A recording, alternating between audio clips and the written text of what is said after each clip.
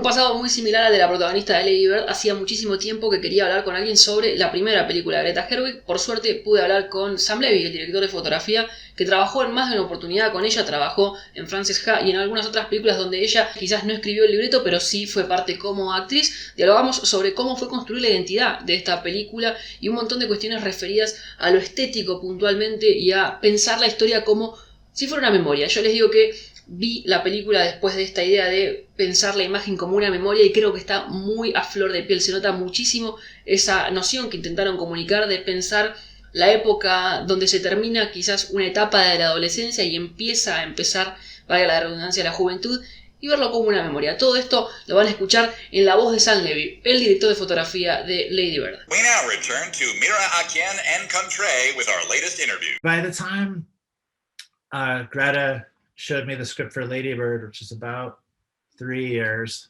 after we finished making Frances Ha, I had such confidence in her as a storyteller. There is a moment where I'd fully committed to doing Lady Bird. I think we were even in LA prepping.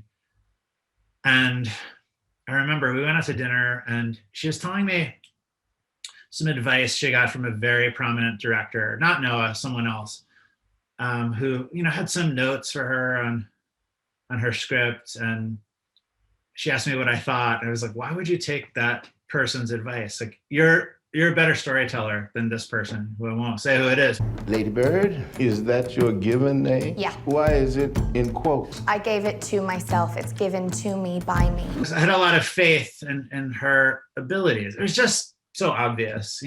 She's a great performer. She's done, amazing theater in New York, and she's just, incredibly well read. And Lady Bird was a just exceptional script. I mean, really exceptional. With your work ethic, just go to City College and then to jail and then back to City College, and then maybe you'd learn to pull yourself up and not expect everybody to do everything.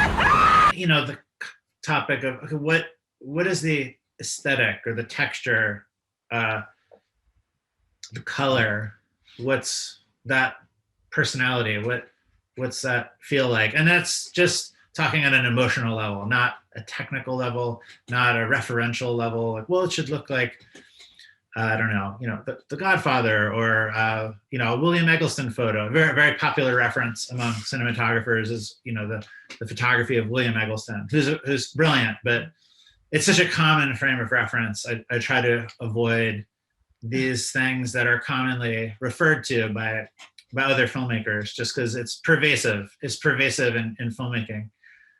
And she said this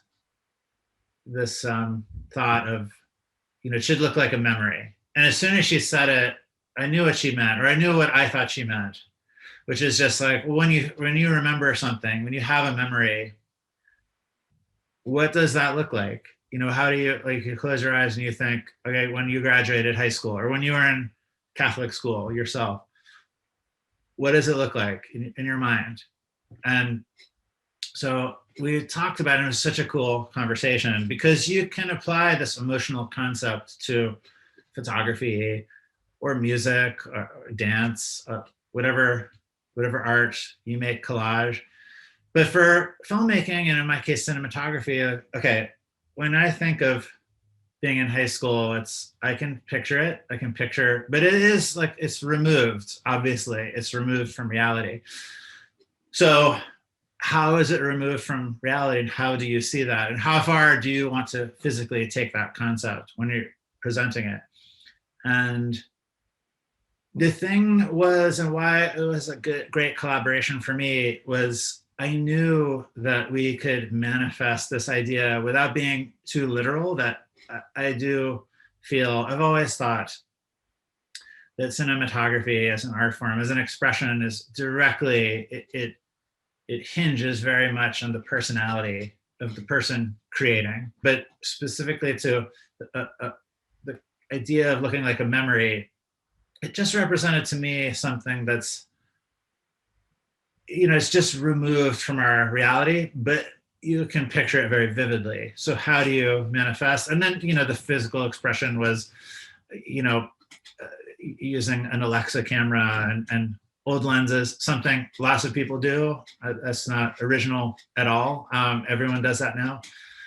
But then, the next step is, okay, let's make some tests and go to the locations and see, like, does it feel like what we were talking about or not? And that's where I think I was able to contribute something unique. It is important as a cinematographer to feel like, just to be able to check in with the director, like, is this, whether you ask them directly or not, or just, use your keen observational powers, like, are they with me? Or are they not with me? And because I had done, I'd done 3 movies with Greta as an actor and 2 of them as a writer, I sort of could pick up on her cues very quickly. And we were just always in step, and it was a lot of fun. I want you to be the very best version of yourself that you can be. I read that she gave homework to the main actors, like to learn about the time. Did she give homework to you too, like to see a movie or to listen to some music to like have an idea? Not like the actors. I mean, the thing was, we were working together. The thing is, I came to her, right? Like, I'm big on homework myself. I was already, I came to her already having done homework, and I was always on her. Like, when can we meet this weekend? Can we meet at night? Can we go through some stuff? And the thing was, we did a lot of the homework together. So there was that, but yeah, I mean, without question, she would, send me things to look at, or, she's a voracious reader. She reads very, very, even in the midst of, doing our movie, she would read a novel at night before bed. Like, I'm the kind of person, if I'm shooting, I find it very difficult. Yeah. So there's so much reading involved with my job. By the time I get to bed, I just pass out. Yeah. But I think, not quite like the actors. I think because just the nature of the job, there's just so much homework already to prep. And I'm big on that. I always try desperately to get a jump on prep, just out of a terrible fear of, not making the day, or not getting the scene how we want, really, at the end of the day, or just making something awful. Yeah. But I'm always trying to jump in if I can, and even if it has to be on my own time, which I hate admitting to producers. But I think just trying to always maximize the prep time, just to really study and make sure that, that not only that we have physically what we need, that the crew is prepared, and that we have all the equipment we need without spending too much money, but also just that the emotional core is something that I really and truly have a grasp on, and that my point of view is not at odds with that, and also the director's interpretation of the emotional core. You both have such strong personalities. Well, last question. It's about Saoirse Ronan. I read that she had a little acne because of the makeup she wore for a theater play, I think. For all the movies, and she asked you, not you, but the team, not to cover it. She wanted to enhance, in fact, that. So, can you tell me if you help showing us the acne on Saoirse Ronan, and how's working with her? Yeah, well, first of all, she's incredible. She's so much fun. She has a great combination of someone who's extremely rigorous and studied, very well trained, and fun, lighthearted, and really considers herself part of the crew. And she was great. She has a big heart, your mom. She's warm, but she's also kind of scary. You can't be scary and warm. I think you can. Your mom is. In regards to her skin, it's true, her skin, the blemishes you see, they're not created. That was her skin, but we did a lot of tests with Saoirse for a lot of things. It's always nice if you can to shoot a test with the actors, just to just to see how they look in the wardrobe, and to try different lights, just see the light at different angles, just kind of how it interacts with their face. Yeah. Mostly to just see the character start to come to life, and to see, of course there's the cosmetic aspect to lighting and cinematography, which is it's important. It's important in the sense that to, as a group, be able to decide where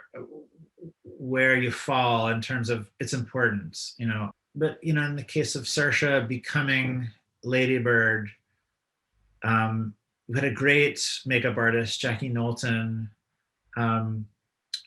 and luckily I got to test a lot and have her there. We tried what if we wanted to cover it, what would it look like?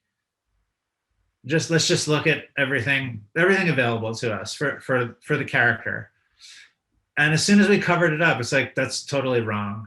And I just didn't even have to ask Greta. It's like, I already know she looks beautiful and real. She really looks like a high school senior. Greta and I feel very strongly that she looks amazing, and this would be a good manifestation of this character, but we'll take care of her. We're not going to make her look foolish or bad. It's like within the content. And Saoirse is, she first of all trusted both of us, but she is one of us. She's like, it's a no-brainer. What if this is the best version?